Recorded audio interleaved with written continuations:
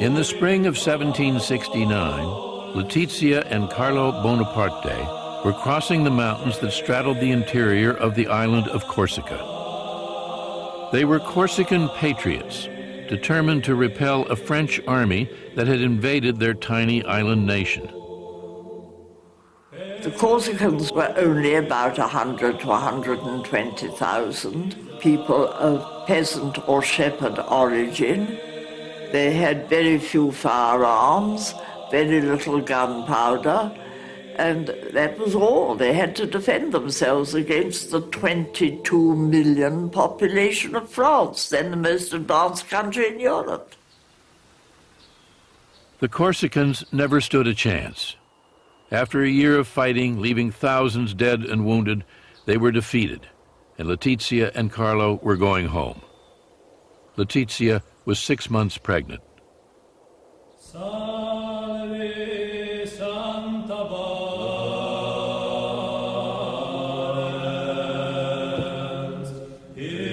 That summer, Letizia was celebrating the Feast of the Assumption when she felt her first labor pains.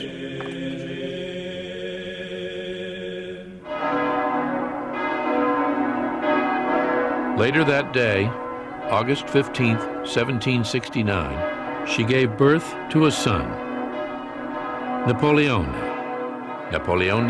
Bonaparte. Born just after the bitter French conquest, Napoleon would spend his childhood hating France, the nation he would one day rule. I was born when Corsica was perishing, Napoleon later wrote. 30,000 Frenchmen spewed onto our shores, drowning the throne of liberty in waves of blood. The cries of the dying, the groans of the oppressed, and tears of despair surrounded my cradle from the hour of my birth. Corsica was now a French colony. Suspended in the Mediterranean between France and Italy, for centuries Corsicans had fiercely resisted invaders, Romans, Moors, Genoese. After the French victory, Corsican rebels fled to the mountains, where they continued to fight on. But Napoleon's father, Carlo, a 23-year-old university student, readily submitted. Soon he was wearing powdered wigs, embroidered waistcoats, and silver-buckled shoes. Napoleon never forgave him for betraying his Corsican heritage.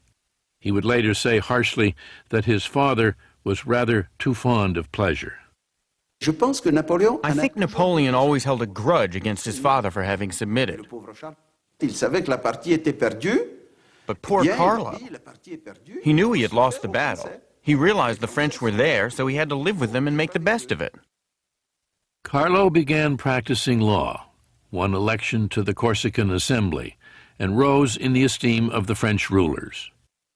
But Napoleon rarely had a good thing to say about him. He saved his praise for his mother.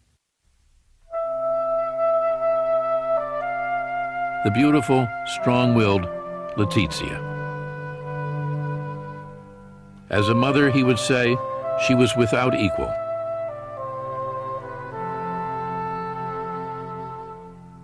He was obsessed by her, fascinated by her, praised her enormously. She was a very tough and determined little woman. 13 times pregnant, she had 8 surviving children. He says that all his success in life was due to the training she gave him. La mère. The mother. What a man, Napoleon said. She has the head of a man on the body of a woman. Carlo and Letizia owned a house in the country as well as one in the city, a mark of their status. They were Corsican aristocrats, but they were not rich. With 8 children, they struggled just to get by on an island that had been impoverished for centuries. There was nothing, the ambitious couple believed, that Corsica could offer them or their children. Only one country could, the country that had vanquished their own. France. As a representative of the Corsican Parliament, Carlo traveled to Versailles. There he saw the splendor of the French court in all its majesty.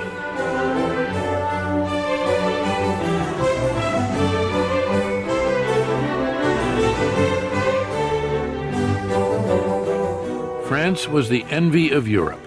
Great Britain, Austria, Prussia, Spain, none had more people or greater wealth. While America was just beginning its experiment with democracy, Versailles gave testimony to the power of kings. Carlo was an awestruck provincial. Rumblings of discontent with King Louis XVI and aristocratic privilege were no concern of his. That Queen Marie Antoinette and a frivolous court were draining France of precious resources did nothing to diminish Carlo's delight in everything he saw. He dreamed that one day his children would become noblemen in that glittering citadel of power in which he had no place. For years, Carlo had nourished a plan.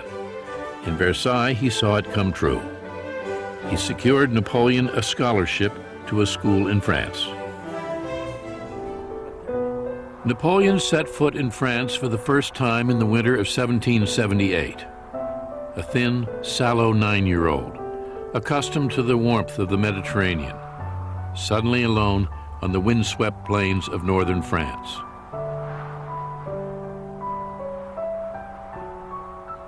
A scholarship boy at the Royal Military College at Brienne-le-Château.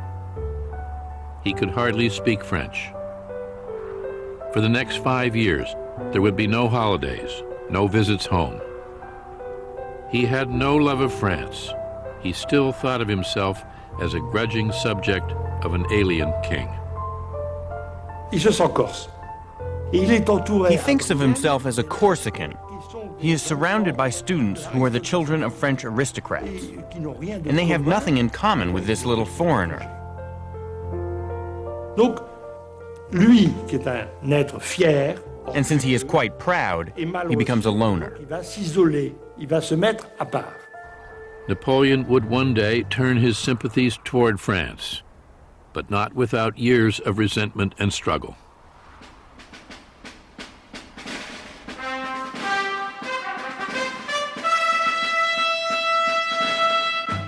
He was 15 when he was promoted to the Royal Military Academy in Paris.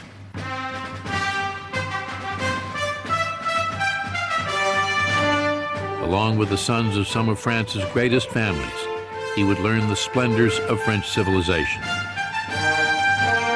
The Royal Academy was as much a finishing school, turning officers into gentlemen, as a war college. We were magnificently fed and served, Bonaparte said, treated in every way like officers possessed of great wealth.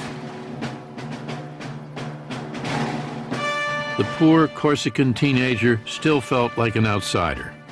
He had entered a world of opulence and luxury, but it only served to fuel his scorn for the privilege and snobbery of the French nobility. One teacher described him as quiet and solitary, frightfully egotistical, proud, ambitious, aspiring to everything. He would go far, his school report read, in favorable circumstances. He began his apprenticeship as a soldier when he was 16, a lowly second lieutenant, training with the best artillery unit in the French army. He grew expert at sighting a gun, handling rammer and shot, deploying men. One of the greatest careers in military history had begun. He feels that the regime will not let him have the position he dreams of. The top positions are reserved for the noblemen, while Napoleon comes from minor nobility, poor people. Frustrated in his military ambitions, Bonaparte dreamed of becoming famous as an author, wrote a brief history of Corsica, even tried his hand at a novel. Il se sait, il se pense, il se croit. He knows that he's capable of great things. Appelé peut-être à un grand destin. He feels that perhaps he's destined for greatness. But at that point, how can he possibly believe it? Il s'ennuie à mourir. He's bored to death. À mourir. Always alone among men, Bonaparte wrote, I come home to dream by myself and to give myself over to all the forces of my melancholy. My thoughts dwell on death. What fury drives me to wish for my own destruction? No doubt because I see no place for myself in this world. It was the revolution that would set Bonaparte free.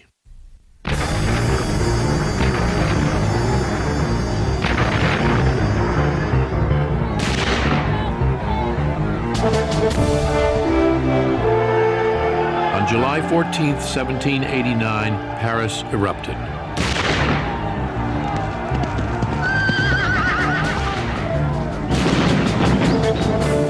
Angry crowds stormed through the streets, crying liberty, equality, brotherhood. France was thrown into turmoil. The monarchy itself tottered on the edge of destruction. A defiant National Assembly challenged the absolute right of the king, stripped nobles and clergy of their ancient feudal privileges, fracturing a social order that had endured for centuries. After years of injustice and inequality, the revolution had begun. It would take years before it would end. As the revolution gained momentum, Bonaparte was serving in the army far from Paris. He distrusted the violent mobs, but welcomed the changes transforming the country. He is certainly not a revolutionary before the beginning of the revolution. But Bonaparte welcomes the revolution as good news. It almost has a religious impact for him, because all of a sudden he feels that the revolution is going to open up French society. La révolution va ouvrir la société française. L'abolition des privilèges, le fait que la société française ne va plus It would connaître abolish privileges, hiérarchie, put an end to hierarchies and the kind of condescension from which Napoleon had suffered while he was growing up. jeune Napoléon dans sa jeunesse. Bonaparte était un jeune homme Bonaparte de 20 was a man of his times, and to be 20 years old in 1789 is very important. Napoleon's destiny and the destiny of the whole country become the same.